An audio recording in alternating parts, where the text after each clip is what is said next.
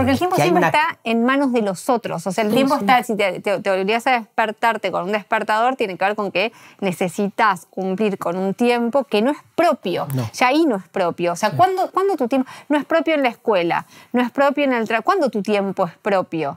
El tema es el cronómetro. La cronometrización de nuestras actividades que las van convirtiendo casi en una cadena de montaje donde todo tiene su lapso temporal para que cuaje y se vuelva un producto. Digo, en definitiva, está mucho más al servicio de cierta eficacia en una sociedad que nos exige, digamos, justamente no perder el tiempo. Una de las máximas fundamentales del management empresarial es el estar en contra todo el tiempo del tiempo muerto. El tiempo muerto es el tiempo en el que no se produce. Y al revés te diría, nada más poético, nada más genuino, nada más conectado que perder el tiempo. Donde el perder tiene que ver justamente con no aprovecharlo en términos utilitarios. Soy Darío Stanraiver. Soy Soledad Barruti. Estamos juntos. Pero no vivimos juntos. Pero nos gusta estar juntos. Tener un lugar. Pero no un lugar concreto. Un lugar abierto. Una casa, pero que no es una casa. Ni cuentas, ni platos sucios. Pero igual todo el bardo de cualquier pareja. Que necesita un espacio. Un lugar para encontrarse. Una casa. La casa que no tenemos. Un podcast lleno de preguntas. Hoy... ¿Te alcanza el tiempo? Escúchame, ¿qué onda vos con la impuntualidad? Mal. Mal porque sos impuntual, mal porque no aguantás la impuntualidad. No aguanto la impuntualidad de los otros. Tampoco aguanto la mía cuando tengo algún quilombo y llego tarde. O sea, soy muy insoportable, vos me conoces, con los tiempos. En lo personal, digamos, estoy tan obsesionado con llegar a tiempo que entonces me anticipo demasiado. Pero lo peor con la impuntualidad propia o la puntualidad propia es que la paso mal, digo, no, porque estoy como todo el tiempo pensando, por ejemplo, puedo estar una noche desvelado o sin dormir preocupado porque al otro día no me llega a sonar el despertador. Lo loco es que, y no hablo solo de lo que me pasa a mí, porque me pasa con los otros, o sea, es el corte de personas que puedo, digamos, agrupar en la comunidad de gente con la que me llevo mal o que detesto. Sí, a mí un impuntual, una persona que, sobre todo, que se jacta de no me importa, o está todo el tiempo justificando y que vos tenés como que aprobarle sus justificaciones pedorras. Yo tengo el otro peor con la. Yo detesto la impuntualidad, detesto las impuntualidades. Igualmente no tengo como vos tenés como una especie de obsesión con la llegada tarde. Yo tengo una especie de, voy a decir algo que te va a parecer jactancioso y arrogante, pero mi puntualidad está en sangre. No me hace falta preocuparme por ella. Llego bien a los lugares. No hago lo que nuestras peleas, vamos a compartirlas, socializarlas, tienen que ver con que vos querés, por ejemplo, llegar a un aeropuerto 7 horas antes. Tipo, irte a dormir ahí, quedarte ahí. Lindo. Y ver cómo llegan las personas al lugar. No 7 horas antes, pero si te interesa, me traigo en el ojo, si te interesa como algo de la puntualidad como algo exacerbado en el miedo a llegar tarde o el miedo a que algo se te salga de control. Yo voy igual a otros que a mí me ponen, detesto la impuntualidad, no, como... Padecí muchos impuntuales, además. Padecí mucho. ¿De qué? ¿De parejas? Claro, mi ex, por ejemplo, la impuntualidad encarnada. Pero te voy a decir algo de lo impuntual que detesto, que tiene que ver con el que no se hace cargo. Porque uno es el que te justifica, es el que dice, bueno, yo soy así. El que no lo toma como no. ¿Y qué hace? ¿Qué te dice? Nada.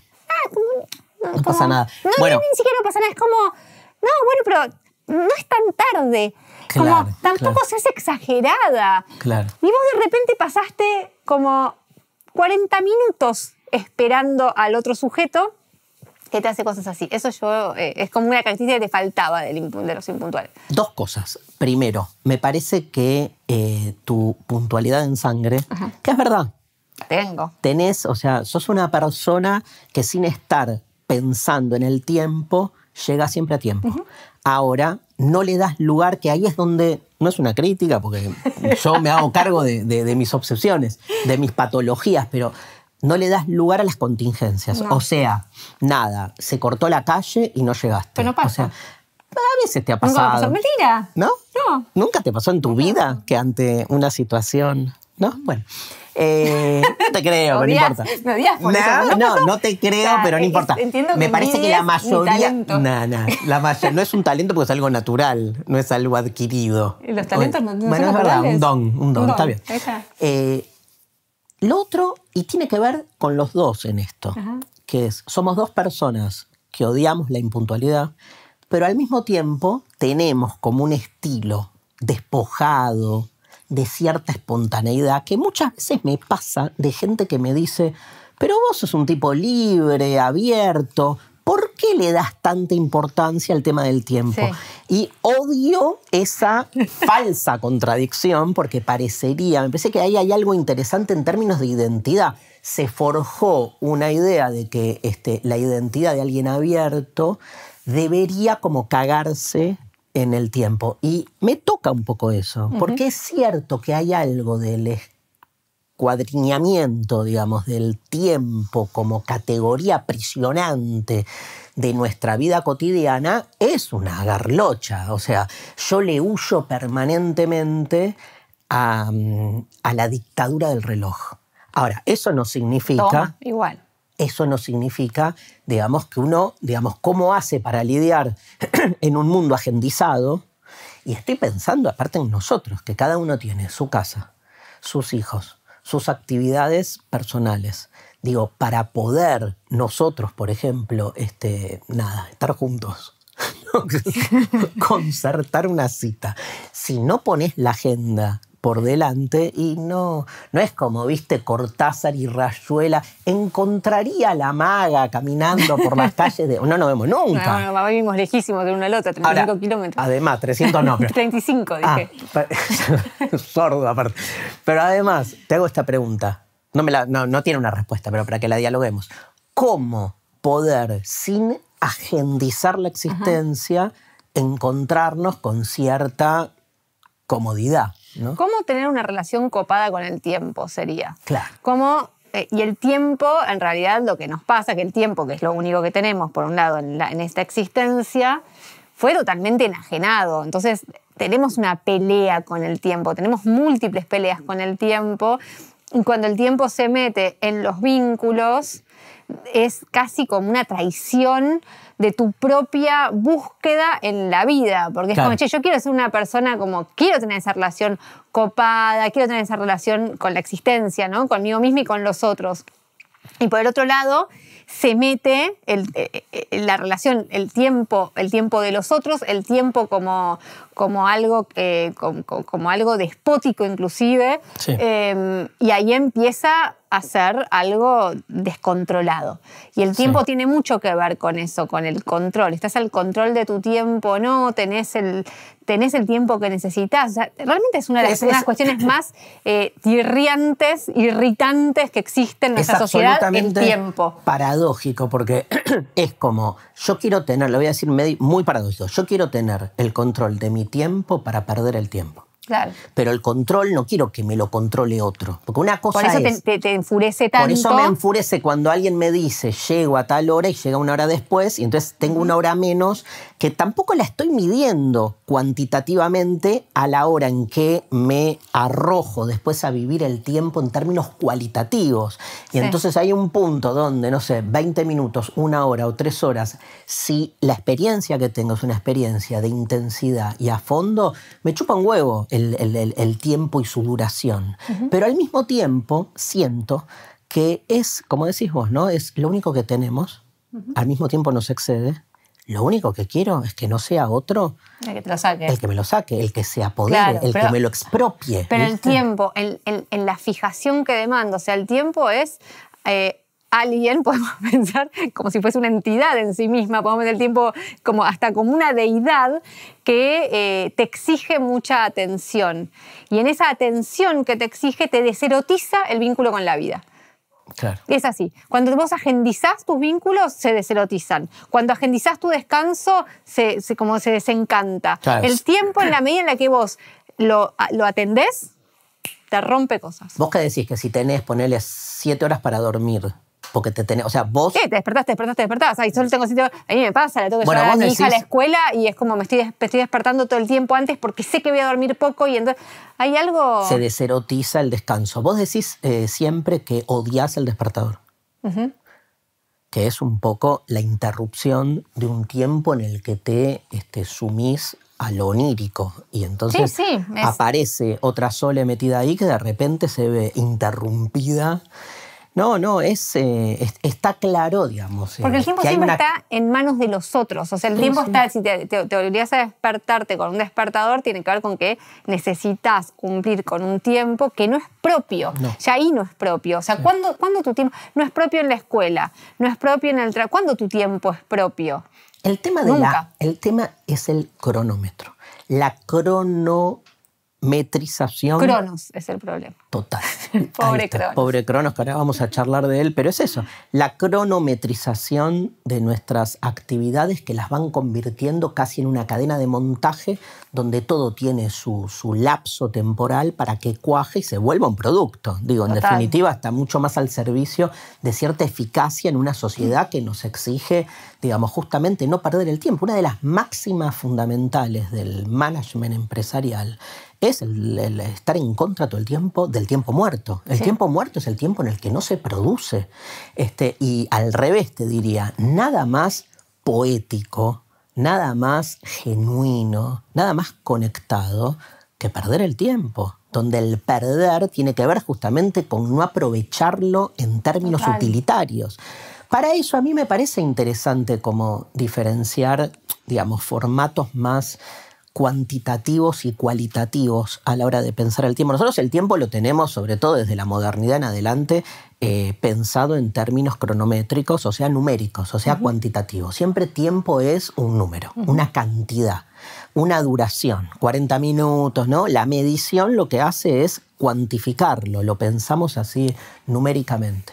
¿Qué significa que el tiempo sea cualitativo? Que, digamos, no sé, voy a entrar, porque es difícil, pero voy a entrar con un ejemplo de algo que tiene que ver con nosotros, con la pareja, con los vínculos. ¿Viste cuando a veces, no sé, nos pasa mucho, les cuento, nos pasa mucho a nosotros que por ahí yo llego, en general llego yo a tu casa o no sé qué, y es como que estamos en tiempos distintos.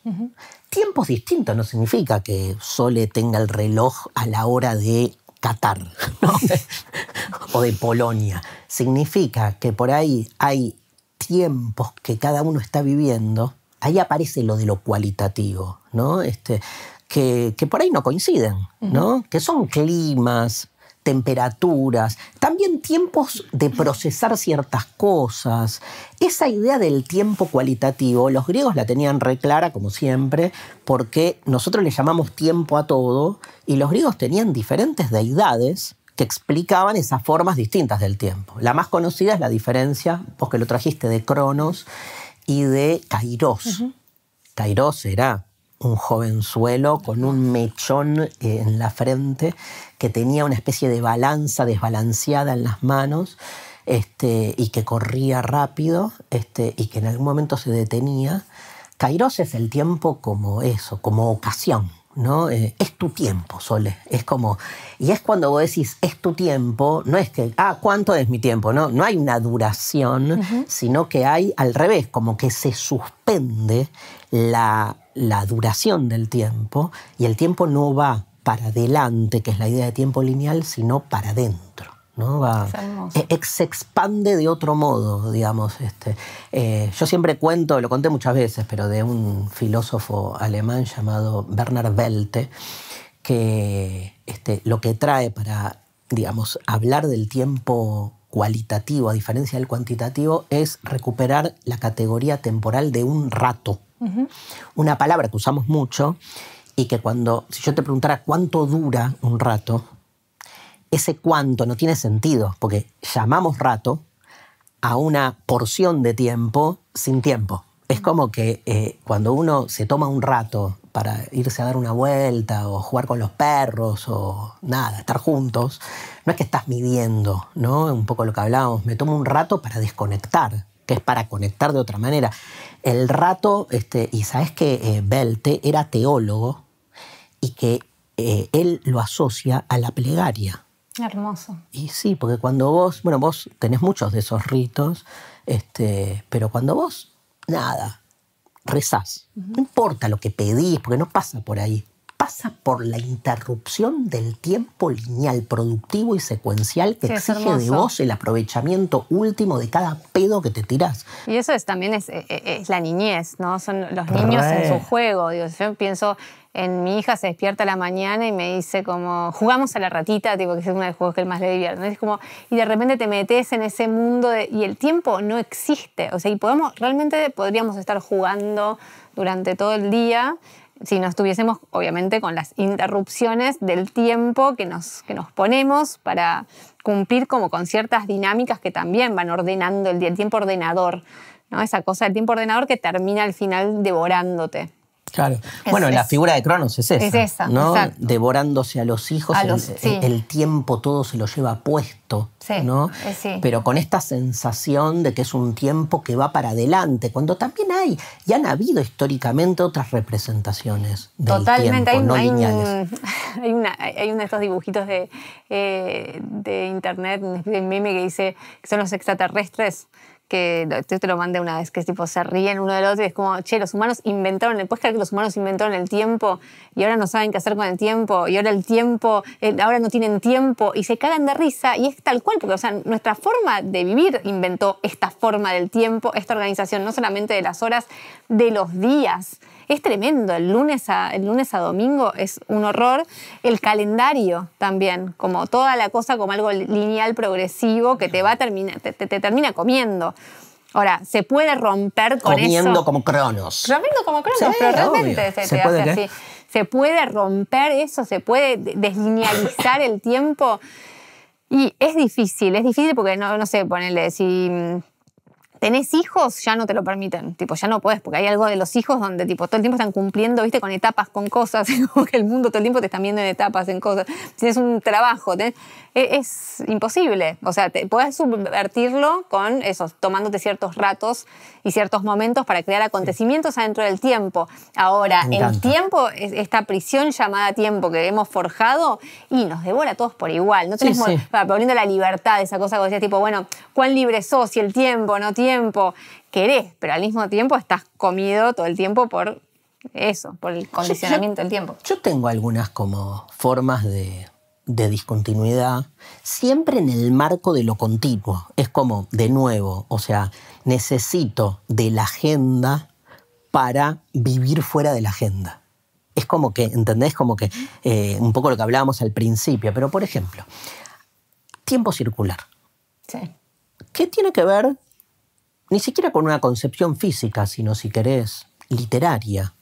En una conexión entre lo literario y lo natural. Digo, las estaciones. O sea, pensar menos en la sucesión de los años, que te arroja a una secuencialidad, y más en términos del retorno de lo mismo, digamos. ¿Qué pasa si en vez de pensar en los años nuevos, un tema que a vos te fascina, pensamos en términos del retorno del otoño, el retorno de la primavera? Entonces vas contando en términos de, digamos, regreso de estaciones donde no hay una linealidad. Se me ocurre otra. Que la categoría temporal de la que no podés prescindir, en vez de ser el día o la semana, sean las horas. Para mí, la conexión con las cosas es distinta, porque ya no es cuantificable, digo, vivir las horas. A mí me encanta porque no es el minuto, no es el instante, no es el problema del ya, problema que ahora voy a desarrollar, que me encanta, que es la evanescencia de la hora, pero bueno, la hora me parece que tiene como otra, no sé, hasta otra poesía, ¿no? De cuánto tiempo puede pasar ahí. Pero me parece que hay maneras en las que uno tiene que aferrarse, obviamente, a una desconexión del tiempo progresivo. El tiempo progresivo, que es el tiempo productivo, o sea, lo que pasa también en este momento, a la luz de hoy, es que ese tiempo cronos se nos aceleró, se hiperproductivizó y cada vez es menos. Entonces vos decís las horas. Las horas es como que te pasan así, todo se va. Sí. Y todo se va, y no es que se va porque es casual. No. Digo, hay un plan que es el plan de la hiperproductividad aceleracionista de esta época, que es muy brutal, que es muy violento, que nos lleva a puestos que se puede cortar mirando por la ventana y decir, che, es invierno, y después va a venir la primavera, y cuanto más estás en contacto con el afuera, más te recuerda que estás viviendo en una pulsión de un tiempo que no existe, que es este tiempo creado por nosotros de esta manera, y el tiempo de las cosas que sigue siendo otro. O sea, sigue siendo otro el tiempo, el tiempo sigue existiendo en relación a ciclos y cosas que perdimos. Ahora necesitamos cómo hacemos para recuperar ese tiempo cuando todo el tiempo se nos está exigiendo ir más rápido. El tiempo es el gran otro, ya que lo llevas para ese lado, porque se nos vuelve inaprehensible. ¿Viste? Todas esas características, es irreversible, es inaprensible, es incognoscible en algún punto, ¿no? Que es lo que te decía antes, el problema de la hora, del instante, ¿no? La figura del instante, la figura del ya. Vos querés apresar el ya y el ya siempre se está yendo. Digo, el tiempo siempre es esa sucesión entre este futuro, presente, pasado, donde de alguna manera no podés nunca como establecerte en un presente. ¿Qué mierda es un presente? Si el presente es la figura de lo que se va. O sea, no. Y en la medida en que vos te detenés en el presente, esa detención cualitativamente la podés hacer, que es básicamente cagarte en que el tiempo pasa. Y uno lo vive, lo vive en su cuerpo. No hay mejor registro del paso del tiempo que nuestro cuerpo, ¿no? Bueno, es muy famoso, por ahí muchos de los oyentes lo conocen, pero no puedo no traer, porque aparte es como un pilar de la filosofía. Cuando San Agustín en las Confesiones se pregunta por el tiempo, por el presente, él cuando dice ¿qué es el presente? Dice, el presente es el punto de encuentro entre el pasado y el futuro, ¿no? Porque para justamente tratar de entender esa idea del ahora, ¿qué es el presente? Es justo el punto de encuentro, móvil, pero punto de encuentro entre lo que ya pasó y lo que advendrá. Ahora dice San Agustín, lo que pasó, ¿qué es? Nada, porque ya pasó.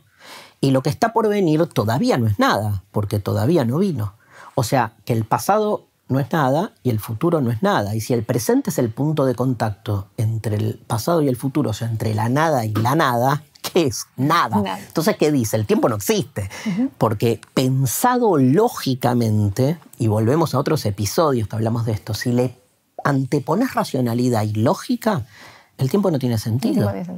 O sea, tiene sentido en la medida en que lo vivís en tu cuerpo. Ahora, no es casual, que es un poco lo que venías diciendo vos, que sea el cuerpo el lugar de colonialismo directo con el que se busca expropiar nuestras fuerzas productivas, ¿no? Expropiar las fuerzas productivas nuestras y también de todo lo que vive y todo lo que existe. A mí una de las cosas que más me resultó de una violencia extrema cuando investigaba el asunto alimentario, por ejemplo, la explotación de la tierra, tenía que ver como con esta búsqueda de la eficiencia, que es básicamente generar más en el menor tiempo posible. O sea, esta máxima industrial se aplica a los cuerpos, y cuando se aplica a los cuerpos se desarrollan herramientas y formas y búsquedas que son sumamente perversas, desde sobrecrecerle carne a los cuerpos que luego van a ser comidos, de pollo, de chanchos, de vacas, y vos lo ves y hay las vacas lecheras, ¿no? Esa sobreproductividad para que sea mucho más y para que tengan menos tiempo. Entonces, animales que antes vivían 100 días, ahora en 45 logran el mismo tamaño, y todo eso se va volcando sobre prácticas que son cada vez más violentas, prácticas desde establecimientos cada vez más comprimidos, o sea, lo mismo que se hace con lo humano, ¿no? Pero bueno, establecimientos cada vez más comprimidos, cada vez más como tecnología puesta en la cruza de esos cuerpos para que sean más rendidores de esa manera. Con las plantas también lo mismo, ¿no? Paquetes tecnológicos y paquetes que son que resultan en envenenamiento de todo para que eso suceda más rápido, para que la planta crezca más rápido, crezca más y más rápido. Y para que no tenga estacionalidad, para que tampoco tenga un registro del tiempo. Y en nosotros pasa un poco lo mismo, ¿no? Si vos lo ves, bueno, o sea, se puede pensar desde la niñez como una etapa que cada vez se liquida más rápido, con esto que también hablamos en el capítulo en su momento de la infancia, Tremendo. cuando hablas de los celulares y cómo se busca que los niños cada vez jueguen menos, o sea, que la etapa de juego esté cada vez más acortada y que rápidamente pasen a una instancia de productividad de consumo. Porque básicamente en la medida en la que sos productivo en este mundo es cuando consumís o cuando sos consumido. Entonces, esas dos cosas, los niños pueden ser consumidos o consumidores y terminan en esta especie de feedlot, que es la red, que no deja de ser eso, ¿no? Un gran feedlot digital. Bueno, y la vejez, al revés, ¿no? Y Lo la mismo. vejez como algo que cada vez sirve menos, entonces ya ni plata tienen los jubilados porque cada vez es como ya es algo innecesario, ni les demos de comer, ya como Improductivo, ¿no? Improductivo, ¿no? ya fue. Sí. O hipermedicalizados también, Además, en una forma de continuar con una red de consumo a través de eso. O sea, por todos Cuando en lados lo que realidad- se busca es... cuando en realidad, digo, para cerrar esa idea, se supone, ¿no? Me quedé con una categoría temporal que vos traes, que es la de la jubilación. Sí. Se supone que es un tiempo de vivir el tiempo, o sea... Pero que no llega nunca. Llega nunca. Yo me acuerdo que mi Tremendo. abuelo que Viví murió... todo el tiempo siendo Para ahí. productivo y ahora, ¿no? Yo me acuerdo cuando yo era chiquita, mi abuelo era médico y tenía como en su casa montado todo un lugar de estudio, estudiaba un montón y trabajaba un montón.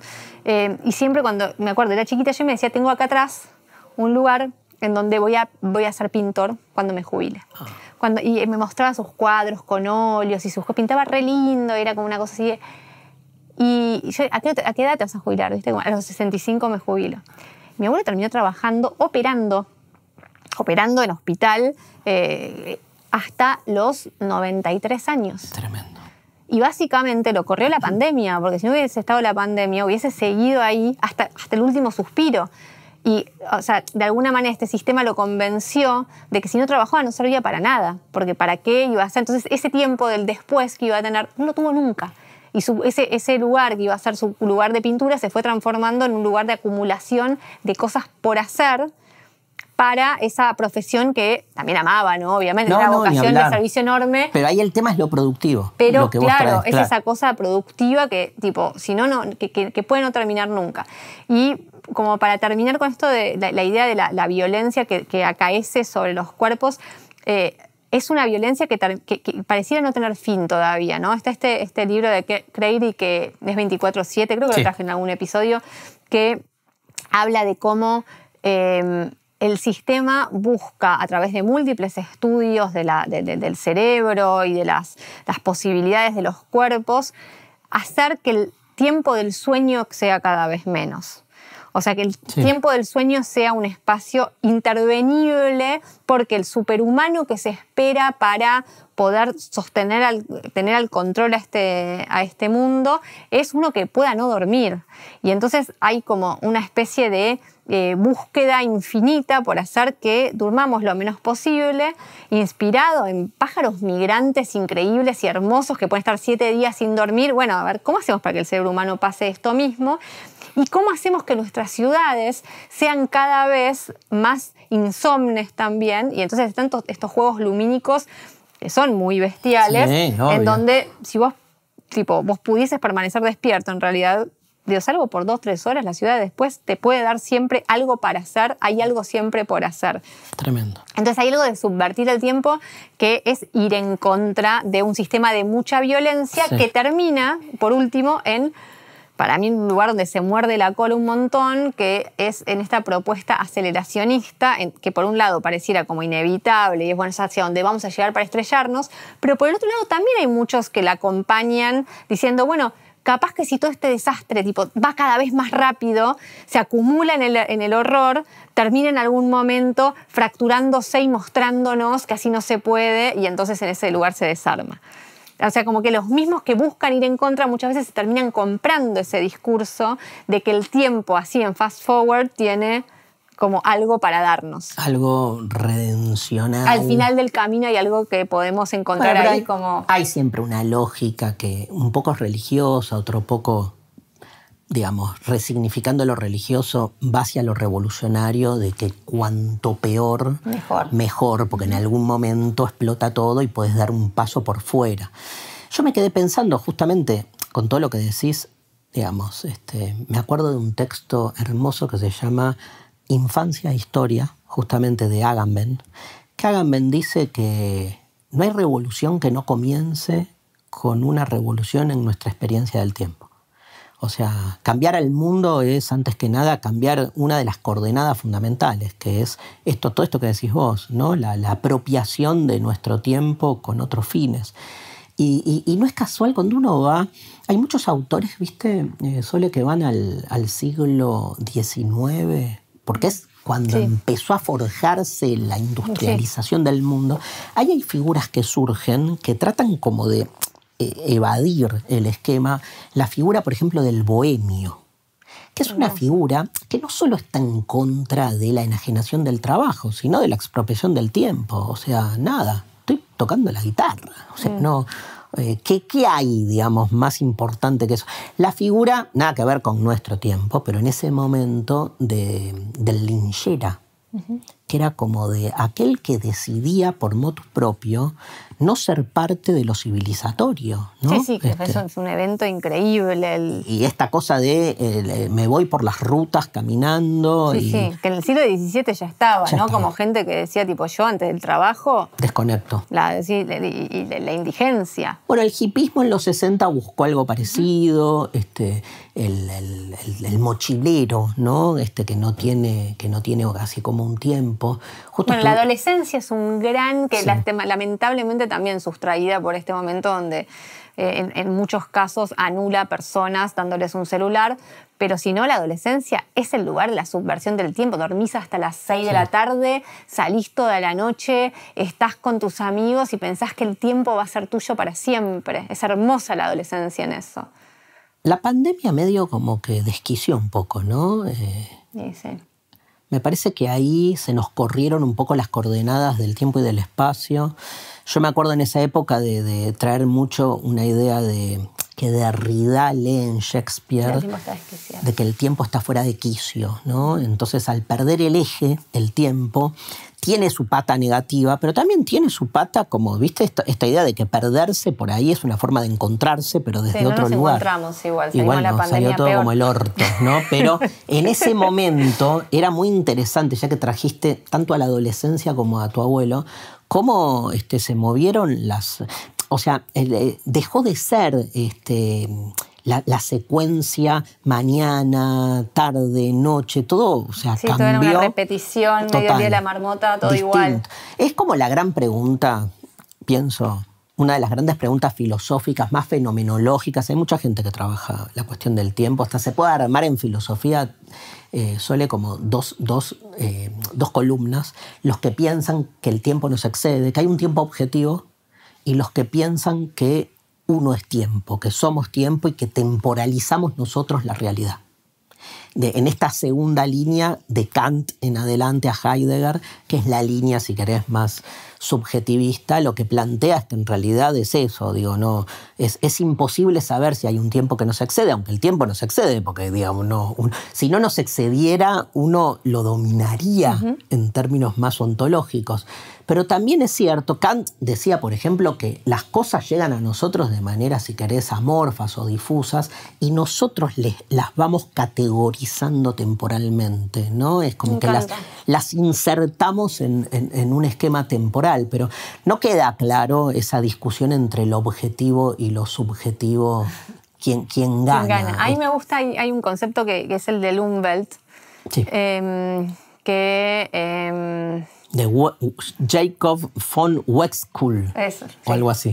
Algo así, que era biólogo y que era filósofo, alemán, por si quedaban dudas, que hablaba de, o sea, mirando específicamente a los otros animales, cómo cada uno, a partir de su sistema sensorial y su lugar, digamos, en el mundo, tenía una percepción radicalmente diferente del otro. O sea, no existe una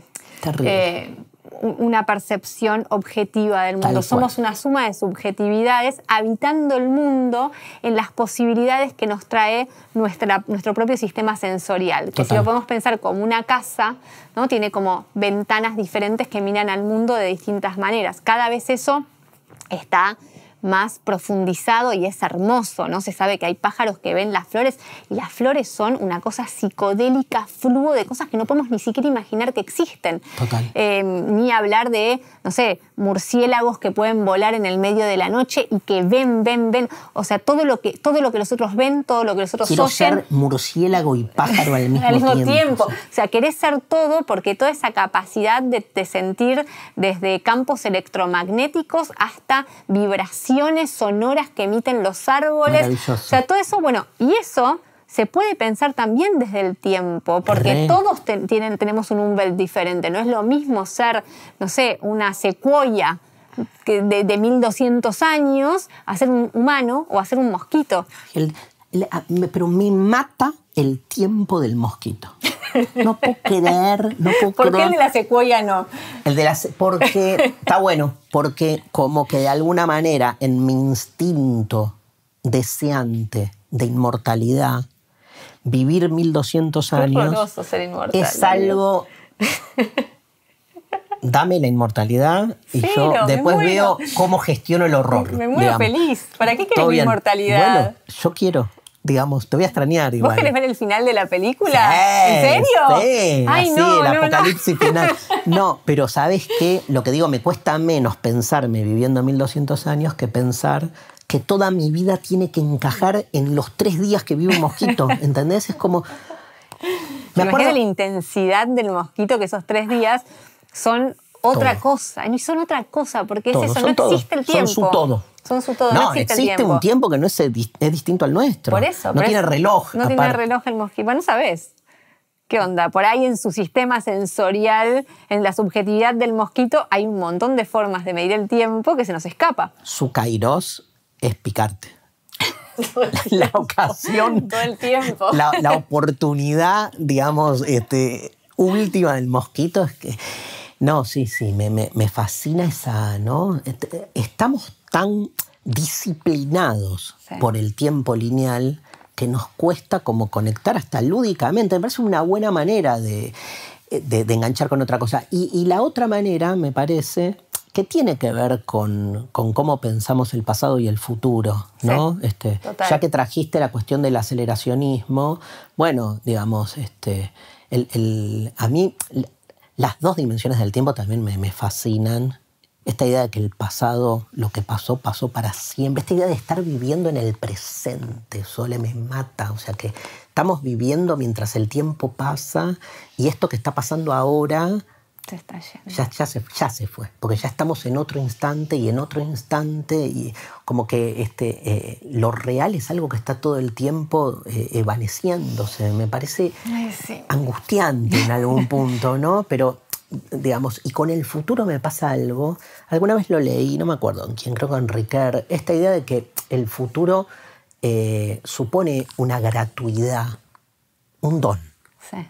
Porque, digamos, nosotros ahora estamos yendo hacia adelante, se está grabando este episodio, el tiempo pasa, van pasando los minutos, pero pasan los minutos porque de algún modo adviene un tiempo que te permite que vos continúes como tu recorrido, ¿no? Imagínate si el tiempo se detuviera. Es como, ¡tac!, pegás ahí, ¿no? Digo, para que el tiempo pase, tienen que darse las condiciones de ese pasar.